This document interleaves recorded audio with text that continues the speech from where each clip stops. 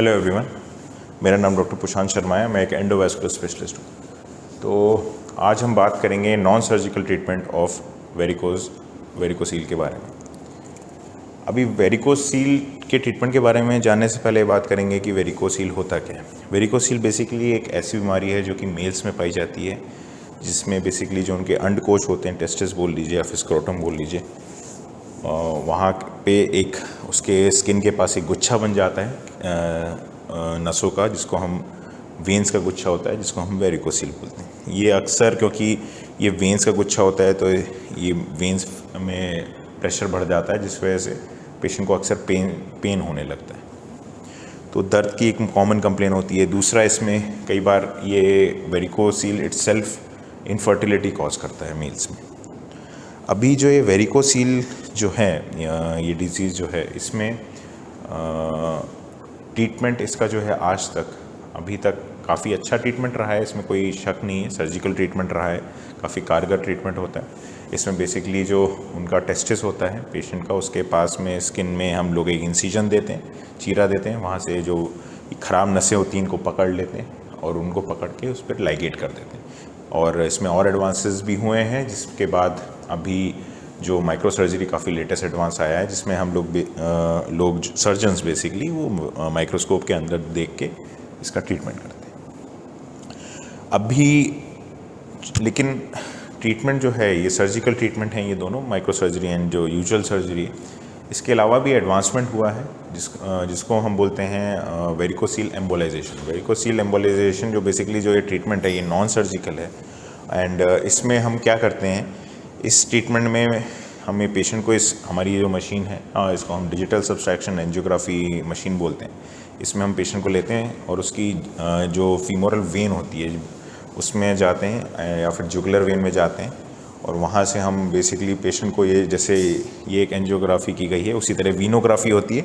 वो वीनोग्राफी करते हुए हम जाते हैं देखते हुए कि वेरिकोसील का कहाँ पे है डिस्ट्रीब्यूशन, एंड उसी के साथ हम लोग उसकी gonadal veins and spermatic veins के अंदर एंटर करते हैं, जो कि मोस्टली कॉमनली लेफ़्ट वाली होती हैं, लेफ़्ट साइड में ही ज़्यादा होता है वेरिकोसील। उसके अंदर जाके हमारे स्पेशल एम्बोलाइजेशन कॉइल्स होते हैं, एंड अगर हमें लगता है कि नहीं, हमें सिर्फ कॉइल से नहीं सक्सेस मिलेगी, तो हम लोग ग्लू डाल देते हैं, और वो ग्लू डाल के हम लोग ये चेक कर लेते हैं कि भाई कैसा है वेरिकोसील, एंड उसका ट्रीटमेंट कंप्लीट हो जाता है।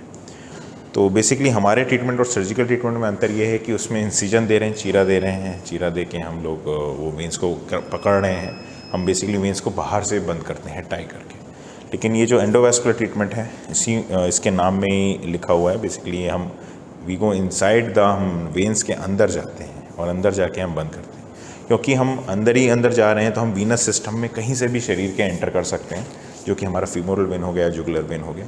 और इसमें हम एंटर करने के लिए एक बारीक सा सुराख करते हैं, जैसे टीका लगता है जिसमें ऐसी सुई लगती है, सिर्फ उतनी ही सुई लगाते हैं, और उसके थ्रू तार डाल के हम लोग अंदर जाते हैं, और स्पेशल कैथेटर लेके हम ये पूरा प्रोसीजर कंप्लीट करते हैं। अभी ये जो वेरिकोसील का जो मैंने एम्बुलाइजेशन आपको ट्रीटमेंट बताया, इसमें पेशेंट को हम लोग 2 से 3 घंटे ही एडमिशन करते हैं। उसके बाद हम पेशेंट को घर भेज देते हैं, एंड अमूमन normal activities, light activities patient next day पे रिज्यूम भी कर पाता है।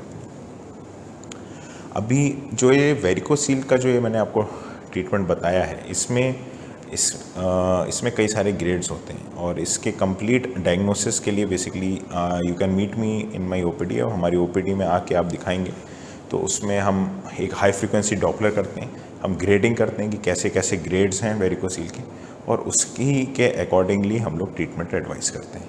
कई बार लो ग्रेड वेरिकोसील होता है, इसमें सिर्फ हम लोग मेडिसिन एडवाइस करते हैं, और उसमें भी ट्रीटमेंट हमारा अच्छा होता है।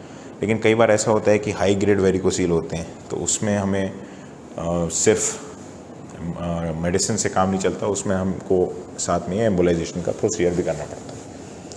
अभी ये एम्बुलाइजेशन का जो ये प्रोसीजर है, इसके रिगार्डिंग मेरे को 2 कॉमनली क्वेश्चन लोग पूछते हैं। पहला तो ये कि सर, इसमें हम लोग वेंस को बंद कर रहे हैं, तो इसमें कोई प्रॉब्लम तो नहीं है? तो मैं बताना चाहूँगा ऐसा बिल्कुल भी नहीं है, क्योंकि ये वेंस डिजीज्ड वेन होती हैं, ऑलरेडी ख़राब होती हैं, जिनकी वजह से दिक्कत हो रही होती है। इनफैक्ट इन वेंस की वजह से हमारा टेस्टिस का जो टेम्परेचर होता है वो इंक्रीज़ हो जाता है, जिसकी वजह से हमारे स्पर्म काउंट्स कम होते हैं, एंड पेशेंट के एंड इनफर्टिलिटी होने लगती है पेशेंट को, और कई लोगों के टेस्टोस्टेरोन लेवल्स भी कम हो जाते हैं।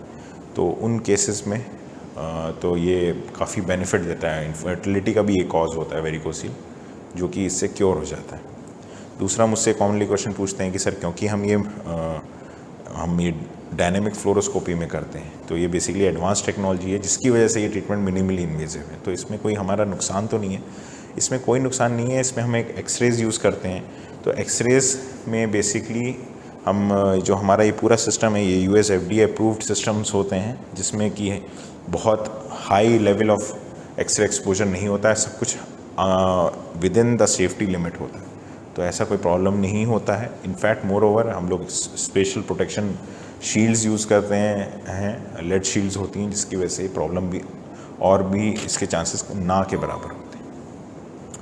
तो इसके बारे में आप और अधिक अगर जानना चाहें तो मेरा ऑनलाइन पेज है, एंड इनफैक्ट मेरा ये लिंक भी दिया हुआ है मेरे पेज का। आप गूगल पे मेडिकेरेंट टाइप करेंगे तो मेरे सारे डिटेल्स आ जाएंगे, आप मुझे उस पर कॉन्टैक्ट कर सकते हैं। ठीक है, so thank you so much.